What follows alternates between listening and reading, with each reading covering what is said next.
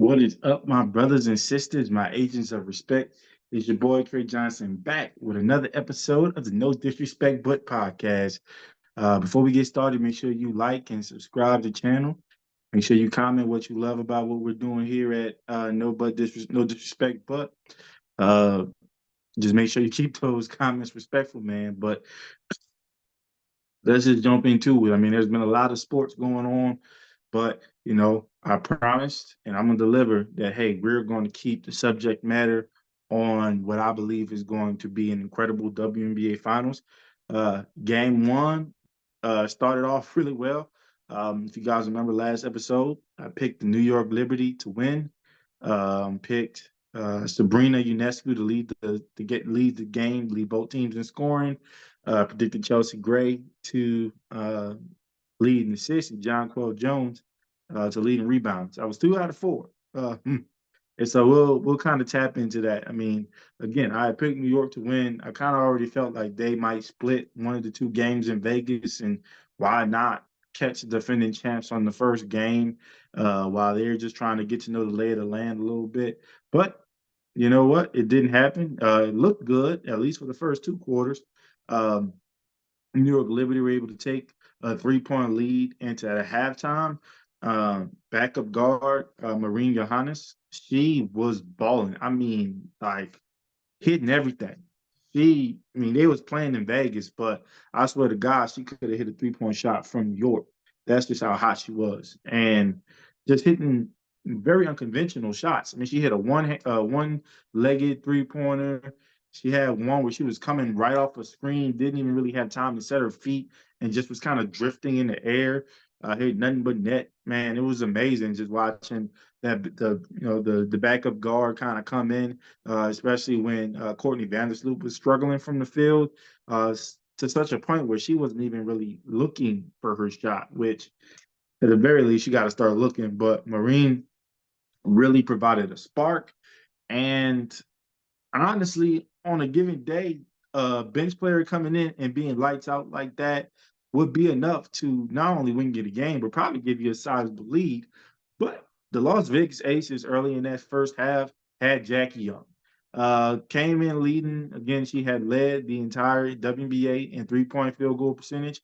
It was something that Coach Becky Hammond had really entrusted in her and said, hey, you're going to have to take threes and be efficient at that. And she worked on her game, changed her form, and it showed. And she was hitting everything. Three ball, mid range, using her size and her strength to get to the rim, getting to the free throw line. She was giving it all. Actually ended the game with 26 points, which led all scores that evening. So just to kind of give you an idea of how much she was really putting in work and putting the team on her back, especially when Asia was kind of getting a slow start. Chelsea Gray didn't have the best shooting night as well. So, they have somebody like a Jackie Young that can step in when two of your other stars.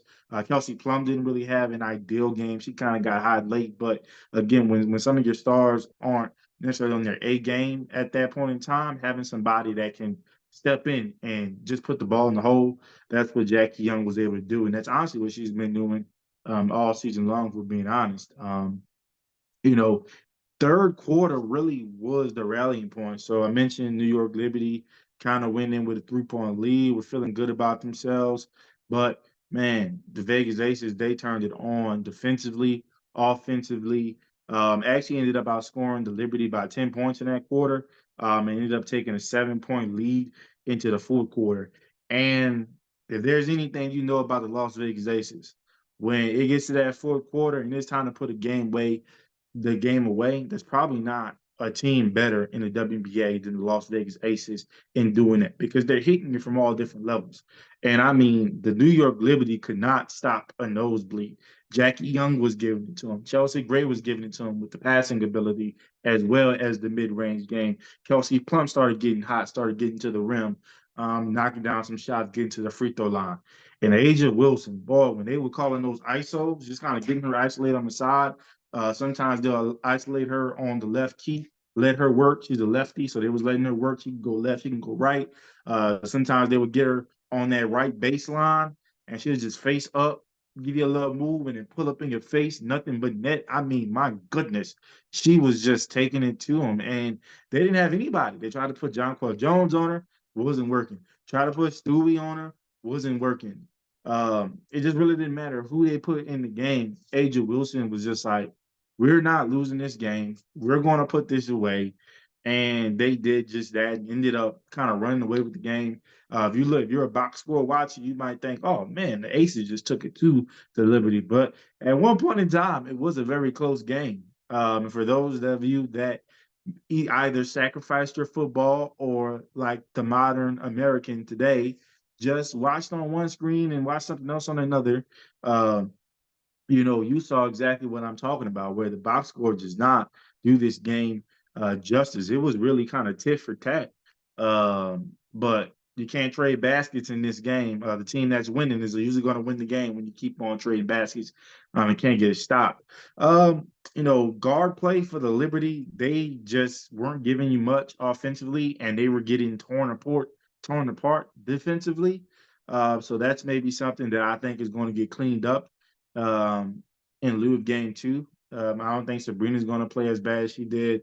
Stewie didn't have the best shooting performance, 8 of 19 from the field, but I thought she got some good looks when they actually ran some action for her. I think there were a lot of times where the ball wasn't really getting to her quick enough, especially on the pick and roll. She set a screen.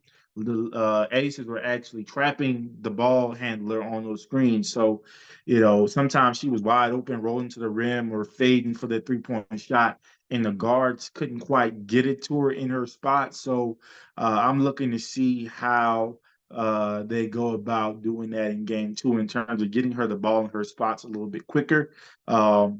Same, you kind of saw some similar things with trying to get the ball to Jonquel Jones in the post. She played a fairly good game. I think she had a double-double in the first half, or almost a double-double in the first half. It was about one rebound short, if I'm not mistaken. And uh, she was kind of doing her thing on the block. I just think you got to get your bigs a little bit more involved offensively, and that's going to come down to guard play. But what you did see, you saw a lot of the guards defensively for the Aces going under screens when facing like a Vandersloot. And so Courtney Vandersloot, WNBA champion in her own right, point guard, she's going to have to start, maybe has to become more of a scorer in this series. I know that's not her cup of tea. That's not her comfort zone, but she has shown the ability that when needed, she can put some points on the board, especially from deep. And so I think if New York Liberty are going to make this a series and have a chance at winning that title, she's going to have to be have more of a scorer's mindset and then make plays for her teammates off of that. In that same vein, I think Sabrina Ionescu wasn't as aggressive on the offensive end. I get it, trying to go through the motions. Of course, during the pick and roll, they were trapping screens and things like that. But I think there are some ways they can get her in actions off ball to really kind of get in her groove, get some good shots off. Maybe isolate a side, let her go one-on-one on some of the Vegas guards. Maybe get her isolated against a Chelsea Gray or against a Kelsey Plum, who aren't regarded as the best defenders in the league, but they can still hold their own. But if you're going to continuously do that, you get an opportunity to get some good buckets, maybe get some of their star players in foul trouble. I think what really hurt them in the second half was they weren't hitting the three ball the way they were hitting it in first. So let's see, is that going to translate from the first half to second half? Uh, because that's going to be important because Asia, once they started missing some of those threes and you're trying to get to the rim as a guard, or Stewie looks like she has a mismatch and is going to the rim, and Asia, defensive player of the year, two-time defensive player of the year at that, comes out of nowhere and swats it. As the bigs, of New York Liberty, especially those that stretch the floor, you're going to have to knock down some threes, especially like Jonquel Jones, because Asia's nine times out of 10, at some point in time, is going to be guarding Jonquel. So Jonquel's kind of in the paint. That allows Asia to sag off, or Asia can just sag off from Jonquel until Jonquel makes her pay with the three ball. And maybe that's what maybe that's what the Aces want to give up. But if they're going to give it up, you're going to have to make them pay for that. But it was an excellent game one. I think game two, we're looking forward to that. Let's kind of dive into that as a preview. Game two is going to kick off tomorrow evening at 8 p.m. on ESPN.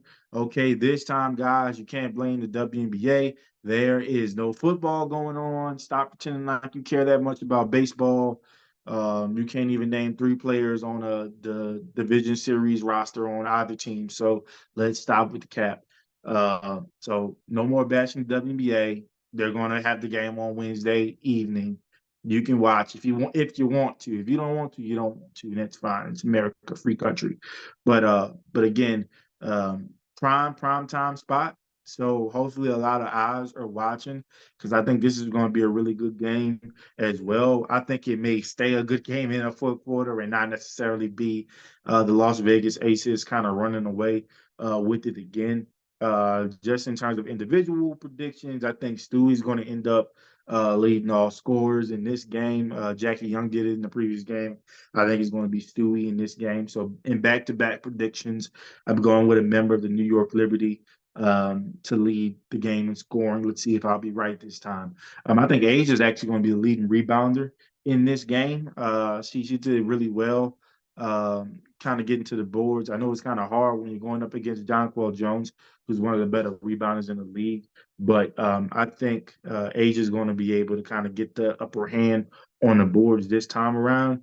And then I think, Chelsea Gray, I think she's going to lead the teams in assists again. I just think there's so many volume scorers around her. She does a good job of getting people the ball. I mean, she was making no-look passes, beautiful giving goals, things like that, that look, but she makes look elementary, but I guarantee you it's extremely difficult to do what she does. But she just makes it look so easy. And so just thinking about all the scores at her disposal as a point goddess, if you will, to get the ball and distribute, I think she's actually going to have double digits assists. She had 9 last game. I think she's going to get about 11, 12 this go around.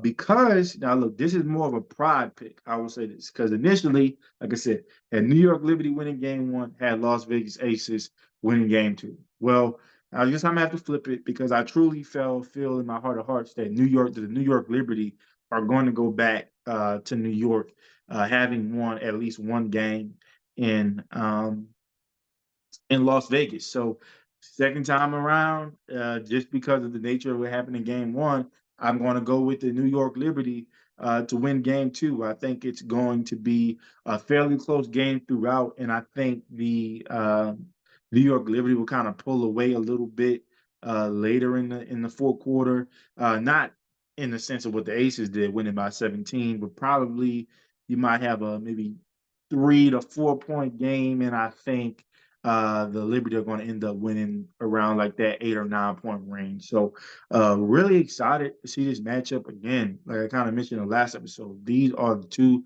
best teams, best coaches. You got the two best players in the league playing against each other. And so you kind of saw it in game one. Stewie and Asia kind of going tit for tat, bucket for bucket, blow for blow.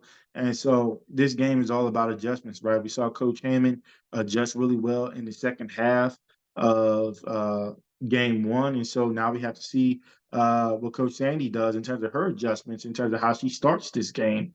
Because if you don't, at the very least, if you don't start this game right, it could be for a loan because the Aces are coming. So we want to see how both teams respond to what transpired in game one. Again, I'm going to go with New York Liberty on this one, but it's more so a pride pick because I got to stick to my 1-1 after 2 games in this series. So, man, I'm telling y'all, I'm encouraging y'all to watch this series. It's championship basketball.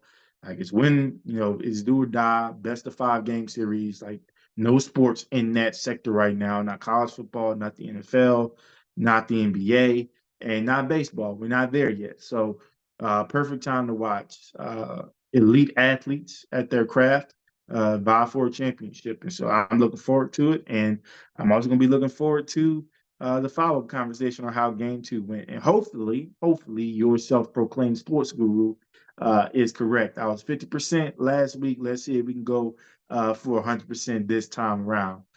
So really excited to see what happens tomorrow night. And so, short but sweet. But, with that being said, as I always finish the show, if I did offend anybody, it's a good thing. It's an opportunity for me to learn It's an opportunity for you to teach me.